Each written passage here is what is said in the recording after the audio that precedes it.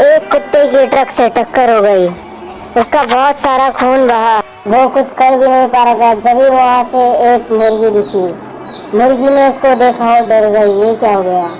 मुर्गी जल्दी से उसके पास गई, उसको देखा तो वो थोड़ा उसके साथ चल रही थी, उसको जल्दी से बिठा के लेके चली गई और उसको पट्टी कर दी। उसने उसको गरम गट्टी लगाई। उसके बाद वो मछली पकड़ने चली गई। बहुत खुश हो गई थी, उसने बहुत सारी मछली पकड़ ली थी।